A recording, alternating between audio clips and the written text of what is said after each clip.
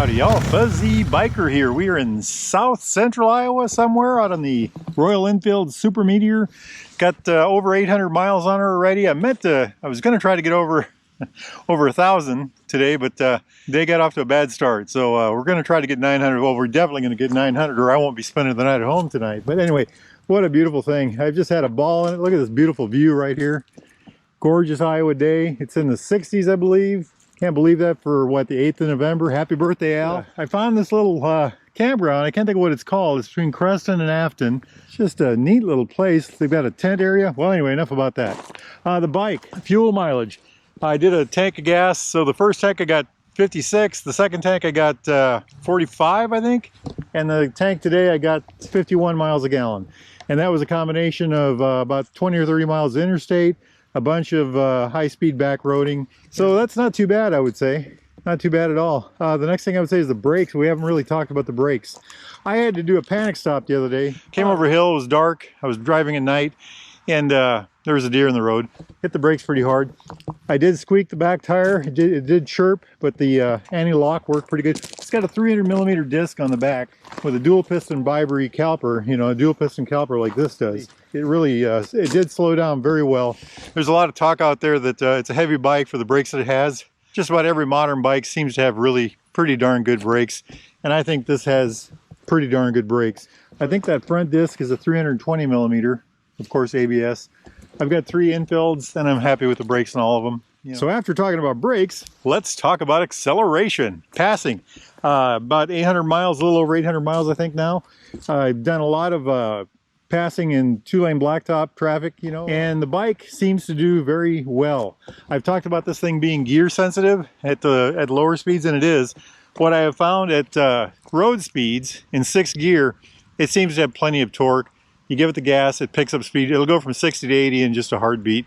One of the passes I did, I passed a semi-truck, opened it up at 60. Before I got to the front of the semi-truck, I was going 80. So it does pretty well on that. I'm just amazed at that because I'm not having to downshift, which is something I really was thinking I would have to do, you know, considering it's a 650cc engine. It's not a race bike. It's, you know, it's certainly not what I would call a fast bike. As a cruiser, it does very well. Yeah. So let's talk about looks. The looks on this are, I'm getting a lot of looks from people. I've had a lot of people come to gas stations, you know, a handful of people. You know, what is it? Boy, it's good looking, yada, yada, yada. I think it's a very good looking motorcycle. I'm just thrilled with it. It's not a black, it's kind of a charcoal. You should get yourself down to Baxter Cycle and check it out. Check one out. Kind of a pretty thing. So speaking of that, that's another thing I've been getting questions from you all about is cost. What does something like this cost? Well, I'll tell you exactly what it costs.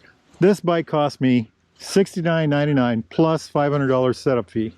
And that's exactly what I had to give Baxter Cycle. Not a penny more. That was out the door price for me.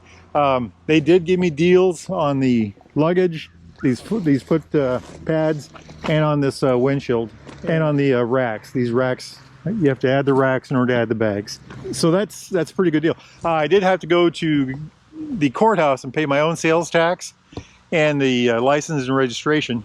As far as how to pay for it, I paid out cash. They have lots of options for financing. There's Baxter Cycle right there. You know, there's lots of ways to pay for a motorcycle, but it's a low entry cost bike. You know, 70, what did I say, 7,500. Now, I can't mention the price without mentioning something else, and that is the warranty. When I got into Royal Enfield a little over 2 years ago, one of the hang-ups I had was, well, it can't be any good. It's a cheap bike. You know, I bought my Himalayan. It was 52 or 5,500. I can't remember. Yeah, well, it's got a 2-year warranty. I'll take that. You know, I'll take the risk for 2 years. You know, if I'm out, I'm out. Well, this bike's got a 3-year warranty. And back to that Himalayan, I've had 0 problems with that thing, or very few. You know, it's just been a great bike. I feel that it is nothing I'm going to have issues with. You know, and I feel the same way with this. And Royal Enfield must too, because they've got a 3-year unlimited mile warranty. 3 years. You know, for 3 years, I can put as many miles on this hot rod as I want. I'm covered. We're going to test that. We've done it on the Himalayan. I think I put 24,000 on that in 2 years. So as far as value goes, low cost of entry, finance options, 3-year unlimited mileage warranty with roadside assistance, by the way, for 3 years. I don't think you can beat that. Maintenance is another thing. Kind of an interesting thing with that. This bike is designed to be easy to work on, I believe. I did a valve adjustment and oil change on this the other day. You know, the seats came off, the tank popped off, valve cover came off, plenty of access, easy to get a hold of everything. didn't really have any problems at all. It went very well. That's twofold for y'all. If you do your own maintenance like I do, well, there you go. It's easy to do. If you hire it done, it should be much less cost because everything's easy to get at. Next thing, and I think this is really important, especially for Royal Enfield, accessories. And so I am sporting, this is a Royal Enfield product. This is a Royal Enfield, foot peg. These are aftermarket GV bags. And what I have found so far with Enfields in the 2 years that I've owned them is that there is an entire industry. Enfield they made almost 1 million motorcycles last year. Most of them sold in India, but there are just a plethora, a whole mess of companies that are out there that all they do is make accessories for Royal Enfields. Now I've got some coming for this, and I'm not going to tell you what they are yet, but so what I guess I'm saying is this motorcycle is designed to be aftermarketed.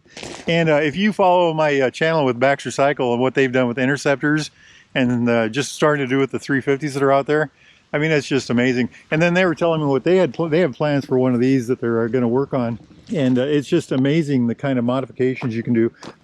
Some of the things I've seen already, AEW pipes that they put on a couple of these Meteors, Super Meteors, the bags, of course, the windshields, things like that. There's a couple different windshield options. All of this is available at baxtercycle.com.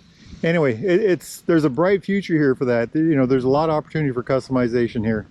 So let's jump back real quick to performance. Does this have enough performance to do highway riding like I bought it for? I want to do some real long 600-700 mile days. Yes, I think it does. So far, I'm absolutely convinced it does, and we're going to find out. I did want to do a 300-mile day today. I got to a late start because of insurance and courthouse problems. So I think I might try to do 300 miles tomorrow. We'll just see what happens. I'll do my best. I should have over 900 miles on this by the time I get home. So tomorrow we'll break the 1,000-mile mark for sure. But so far, pretty good deal on it. The other thing I wanted to mention real quick is the seat. I keep going back to that. I have become friendly with this seat. I think I can live with this. I have learned that you can't sit back here for very long to be comfortable. You need to sit more forward and then straight up and down, which is very good for a cruiser. I really am enjoying this bike a lot. It's just been a ball. I really appreciate it. It's just been a lot of fun. Just check that out. One thing I wish it did have, another half a gallon of gas tank. Like I said, I got 51 miles a gallon. So 4-gallon gas tank. If I had a 4.5 gallon, that means I'd have 200 miles between stop. As it is now, it's going to be 150 to 160. I think I had 160 on it when I stopped the last time. My fuel light hadn't come on yet, but I wanted to head it off. So, hey, life is good. It's a beautiful day. Look at that. Just gorgeous scenery out there. Just gorgeous. I'm going to hop on that beautiful motorcycle and burn up some miles. Y'all do the same, my friends. Life is good. Wahoo!